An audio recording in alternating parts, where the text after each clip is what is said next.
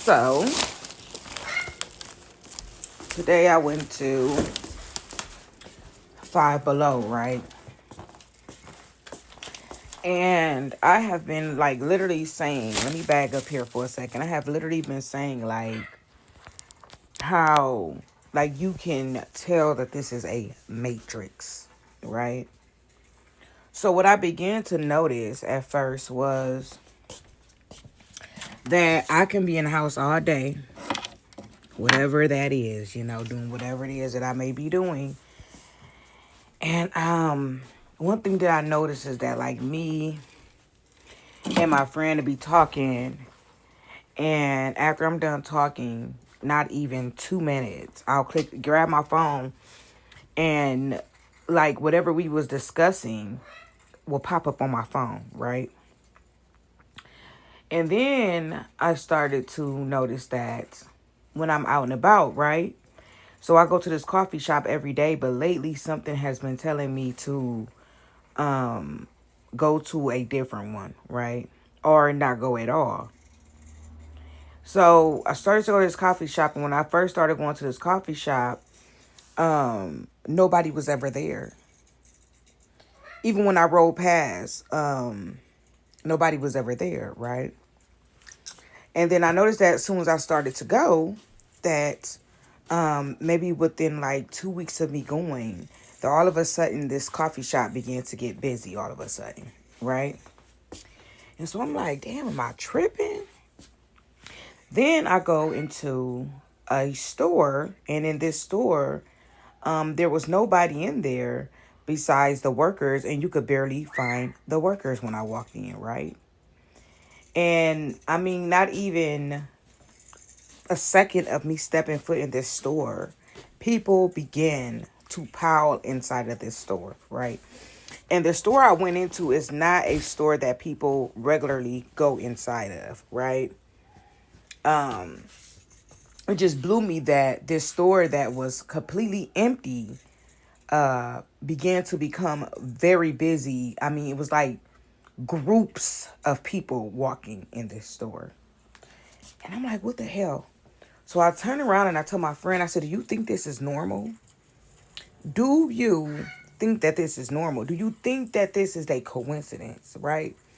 Because this is the thing. I began to tell this person about these these type of incidences about like how when I go out, a store can be or a place can be completely empty, and all of a sudden when I go in, it's always somebody following me. And then it's crazy because I remember I had a homegirl that I was telling the same thing to as well. I'll be like, watch when it got to the point where I started to point it out because it was that bad. And so I told her, I said, I want to go to, it was the summertime, and I was like, I want to go to, it was the particular, this specific ice cream place I wanted to go to. And I said, do you want to go? And she was like, yeah, I'll roll with you. I ain't got nothing to do. I'm bored. And so she's an older lady. And so I said to her, I said, watch how we go in here. And there will be no one besides the people that work there. And watch how when we walk in, this store will start to become packed, right? Because it's that bad and it's that noticeable. It's like you cannot not notice it, right? And so we went inside of the place. Nobody was in there. And it got to the point where like I had, just as quick as I said it to her, it's like I forgot about it because like I'm trying to get what I came here to get. And so I turned around and I began to pick out the ice cream I wanted in my creations, what they call them, your creations, to put in my ice cream. And so I'm picking out what I want, and I'm all excited, y'all, because I love this, especially like the coffee ice cream. I mix like coffee and strawberries together, y'all, it be banging. And so I normally do like, I don't mix them, I do half and half. And so as I'm telling them what I want, and I'm like all in the mood, and she's never been there, so I'm like, get this and get that, try this, and you can try them before. I'm like, I'm very, what's the word I'm looking for? Passionate about when I want somebody to try something. I don't care what it is. If I'm doing hair, if I'm doing my own nails, if I'm learning something new for the first time, if I'm working, I've always been a passionate person. I always loved doing what it is that I'm doing. I always put my all in it. And so I'm like so focused in on telling her to try this or to try that and to do this and to do that, just giving her different, little things, suggestions or whatever. And as I'm got deep off into watching them make my ice cream and watching them mix my stuff, I turn around and the line is out of the door. Right? And I'm like, you don't see this, right? And so I just go ahead and look back. She looks at me and looks back. And we go outside. And on this particular day, normally I usually just leave. But something says, just sit outside and watch, right? Because they had like little benches outside. Yo, I sit outside on the bench. I have never seen nobody sit at these benches. I go to this place quite often in the summer. And I was like, instead of me pulling off, I'm going to enjoy my ice cream today. I sit down, and everybody who was getting their ice cream coming out of this place has began to sit down and around. So as we sitting out there and everybody's walking out, picking a seat for themselves, right? It just looked so staged. It just looked so Truman Showish. It just like lights, camera, action, like cut, like that's the way it looked. And it's disgusting because that's actually what's going on. There is no coincidences. I don't believe in coincidence, especially when it comes to stuff like that. All the way down to relationships, very much so staged. Handler vibes. And so I believe that like even the people who don't be involved that come into my life at first, they are initiated somewhere in there, right? And so we're sitting outside and this guy walks up out of nowhere. This NPC walks up, right? Black guy walks up, and this where I'm at is not a place where stragglers will be, right? He comes out of nowhere and walks around the table and begin to ask people for money, right? But what's crazy is he wasn't a bum. He wasn't in poverty. Like, a bum. A person that need a couple dollars. And he was like, oh, somebody got a couple dollars. And everybody got their back turned, eating their ice cream with their families. And I finally stood up and I said, hey, here go like $10. Don't walk around out here asking for money. This ain't the place. This ain't the neighborhood for that. They'll call the police on you here. Here you go. And he walks away. It's like he disappeared out of nowhere. And so as quick as I gave him the money, I sat down and I began to say something to her. But when I looked back up to say something to the man, he was gone that fast. And so I told her, I said, you don't see nothing wrong with this? And she was like, I mean, you right in what you say and what you saying about we go places. She was like, because this is everywhere. I noticed that me and you have been, that it's been like this, where it be nobody there and it'll start. And so this is higher than what a lot of us think this is. They're using our impoverished poverty as all the way down to your workplaces. And they're putting it like there's some show and there's some rich. I'm gonna watch my words because I want to say some really nasty things. There's a rich trifling bastard and his rich trifling family sitting somewhere watching your life and setting it up like it's some type of TV show, watching you and sending people in to do certain things, right? So tell y'all, it be like all the way down to your work, right? When your work, your job, it be all the way down to them.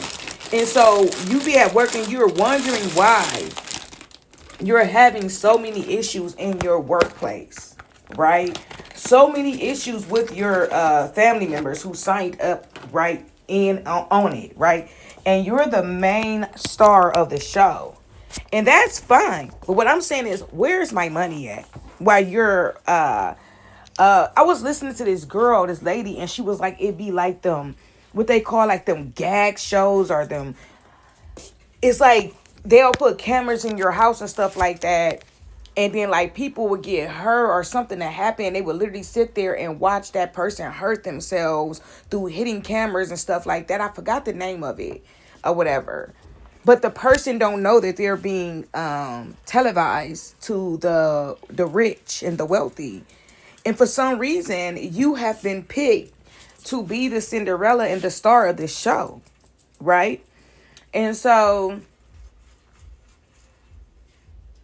this type of stuff has been going on throughout my whole life. Like, I cannot make this up.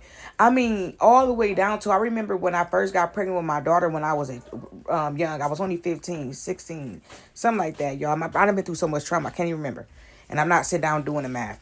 And so I remember I was going to a regular OBGYN, and I was still in school and everything, right? I remember I was going to a regular OBGYN, and they end up putting a midwife house down the street from where I was staying. So I eventually started going there. But then I didn't know what all that stuff was. But what they was doing was literally staging this stuff, right? All the way down to your school, the school I was going to, the things that I was doing, the people where you catch, at that time I was catching the bus driver, like all of this stuff, like literally a fucking Truman Show. Like, this shit is not a joke, right?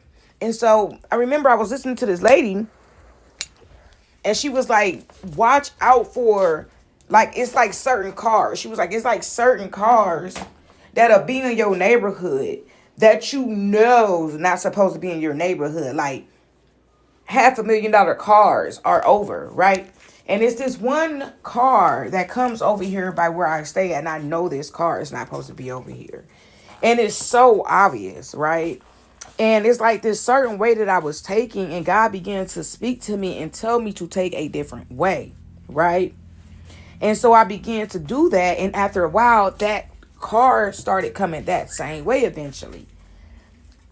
So, like, I remember I was at work, right? And in this workplace, like, I had cups, and it was a certain cup I had because my son passed away. And you know, when you have your kids, you normally pick out a theme, and my son's theme was Mickey Mouse, right? And so I began to take this Mickey Mouse thermal cup that I had to work. Somebody stole that cup, but they didn't just steal that cup because they wanted that cup. They stole that cup because they wanted a response and a reaction. Then they began to put poison inside of my like, we had to use spray paint and stuff like that. And so they began to, like, put poison inside of my cups, but my DNA would not allow me to, like, become severely ill from that type of stuff. Like, my recovery mode is like this, right? And so we have, like, mad scientists, people who are watching you, the men, the women, the boyfriends, the girlfriends, the friends. They are all being sent in towards you, right? All of this stuff is plotted and planned. And I started to notice, like, some of the people that I have dealt with, the way I met them, when I look back on it, was very, very, very staged. Very staged, right? And so even like the behavior, the trying to put you in toxicity, I noticed that this particular person would out of nowhere be disrespectful, and I'm like, what the hell, where did that just come from? But it's all for response to keep you in this whirlwind of negativity, right? And I'll never forget, God also speak to me through movies. You know, he give us numbers, signs, synchronicities, dreams. They begin to block out the dreams, right? And one thing that I started to notice, that energy weapons is real. Like, using energy weapons on humans, that stuff is real. And so I was wondering why I was having issues sleeping at night. And God had turned up the frequency in my ear, like, we're in my hearing. And so I remember I was laying here, and this was just a couple nights ago. I'm laying here, and I'm hearing this low-toned whistle type of noise, right? And I'm like, what the fuck is that, right? And it was such a noise. Like, what would that be coming from unless it's actually directed at you, right? Because I'm laying in bed, right? Where is that noise coming? Because it was not coming from within the house. It was coming from outside the house. So who would be using that type of noise? And it was made to keep me up and to have me to where I could not sleep, right? And so I got up multiple times, and it got to the point where it was a frequency, and how I knew it was a frequency because I had to get up and put ear plugs in my ears, and I can still like hear the frequency, not through the ears. It's almost like they sending it like through the brain waves. Like the frequency goes beyond just the ears. I could hear it through my ears, but it was the attack was on the mind as well. And so I'm going back to the workplace, right? So a couple of the places that I worked at, I noticed that all the supervisors would be, I kept saying, what is they infatuated? What is they what is this? They would be doing stuff like hiding behind the pole. And I would never forget that it was this real fat lady on where I was working at. It was this real fat lady, and she was hiding behind the pole, this skinny. She was really fat. And she's like this, peeking, but she's like behind. So I'm looking dead at you, Shamu. I'm looking like, what is you doing? Right? And so when I seen her doing that, something clicked in my mind that also this happened at me at another job as well. Right? Move, Nola. That's my dog. This happened to me at another job as well. Where they would do that. Like it was this another job I was working at it was like a state over, because you know how like you got your state, and then like if you drive 20 minutes you might be in another state. That's how kind of I was. So I was kind of working in another state, and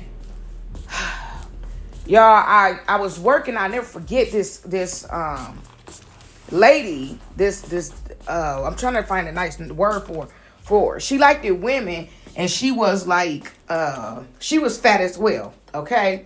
And so I thought that she was on some infatuation stuff too, because she would do the same thing, find something to hide behind it and constantly look at me, right?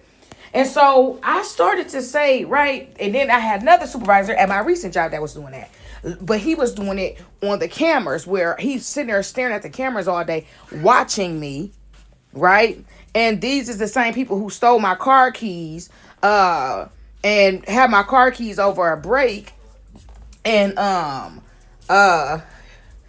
when it made copies to these car keys and my house keys, right? Not understanding that if they would have came towards me, that they wouldn't have made it, right? They wouldn't have, I'm just saying. I don't know who and what these people be thinking. And so anyways, y'all, I reached out to the head person. I just had to leave this company. I reached out to the head person. They did not message me back. They did not say anything. But you want to know why? It's because they're all involved. The stage, the setup.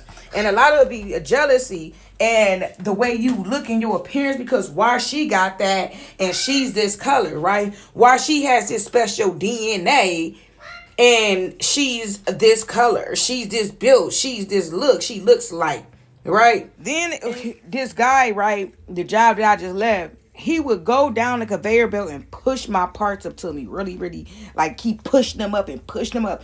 And I'm thinking to myself, like, everybody in this place, and why do you keep walking over here pushing my stuff up, right? Why are you coming over here harassing me? And then he would sit and try to come talk to me like he ain't doing what he doing, and like everybody ain't here watching him. So I started to ask myself, why would these people, like, jealousy is one thing. We know that they're jealous, of course.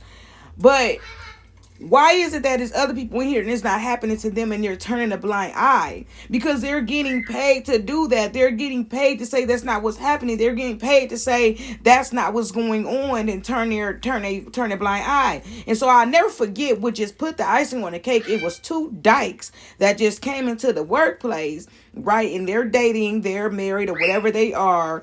And I don't have nothing against gay people, but I got something against these two. And so when they first came in there, I'm always been a big helper. I help everybody. I don't leave nobody out. And so I'll never forget that they started to help when they first came there. They was a big help and stuff. And I would go help them. They'd come help me. We helped everybody, right? And I'm like, okay, they cool. But about a month into them working there, they started to become the same like everybody else. And so what they wanted me to think is something is wrong with me. I'm a motherfucking G, nigga. I'm a motherfucking, like, don't play with me.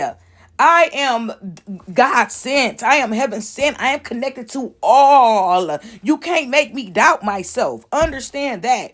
And see, these type of entities, these type of NPCs, these nobodies want you to believe that you're nobody, but you got hundreds of people paying attention and staging a whole conglomerate of bullshit surrounding you, right? Because I'm not the only one that's going through stuff like this. So that's why God is calling me to speak on it, right? So, y'all, I got to get off of here because I got to get my beauty regimen going. And I'll be back here in a little bit with another story because I got my, let me show y'all. I got my roller set up and everything. I got to roller set my hair and I got to do me a facial. And I might just sit here and talk to y'all while I'm doing it. I don't know. But I got to get my going, honey. And I got me some boiled eggs that I got to eat. But I'll be back to tell y'all the rest of this story. But I'm telling y'all that whatever y'all going through, y'all not tripping, okay? Y'all not tripping. Y'all not going off on the deep end. It's what's happening. One thing my uncle did tell me, when I was younger, this was many years ago, and I was telling him about something that one of my homegirls at the time. Let me say this too. Hold on. Another thing too. When I got there, I would go around helping everybody. This guy told me to stop helping. Then it got to the point where I would not stop helping, and the supervisors came to me and told me, they need to learn on their own. They telling me don't help nobody, right? And another thing with that was too is that when you walking around here and you ain't nothing and you ain't doing your job and you ain't a people person, you ain't trying to look bad. So you want me to stop doing stuff because it's making you look bad. They thought that I'm going to this higher up place inside of here. What is you getting? A $2, $3? I don't care if it was $5 more. To be disrespectful and to become nothing. You are accepting a position of an NPC. I'm going to be here the rest of my life. I find myself climbing up to the top of nowhere. Of nowhere. And since you're such a hard worker, I'm going to get this position. And I'm going to take you from your position and put 2 other haters in your position to make you think that you're a nobody. No, you are a nobody. You are irrelevant. You are a problem. You're going to be right there the rest of your life working hard for somebody else. You a damn shame. The stuff that you did, you sold your soul. See, people think that you got to go chant in the basement to sell your soul with blood chicken marks across your forehead. No. All you got to do is unhuman yourself and treat everybody else like they're not human.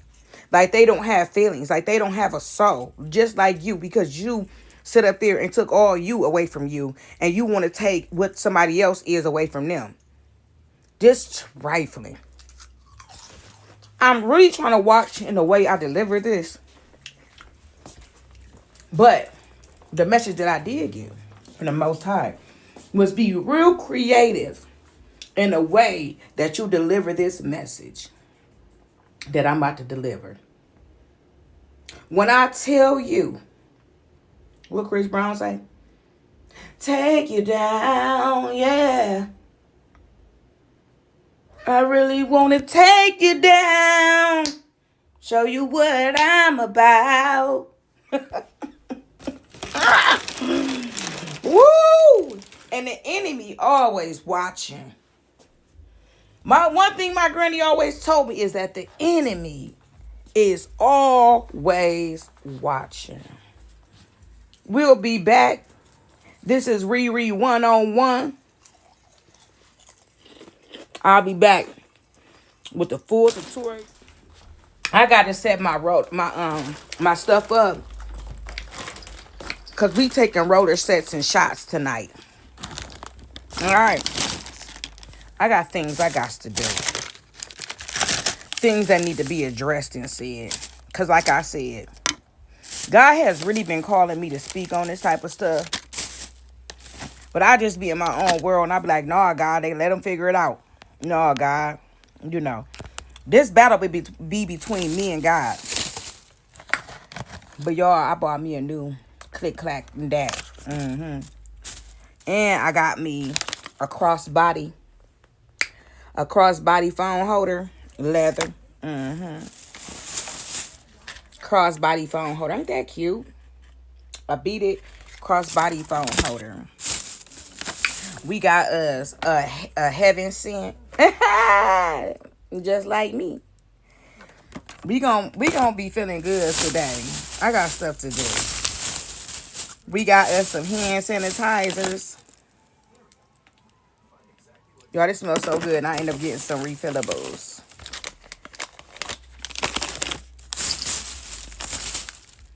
This is my phone thing.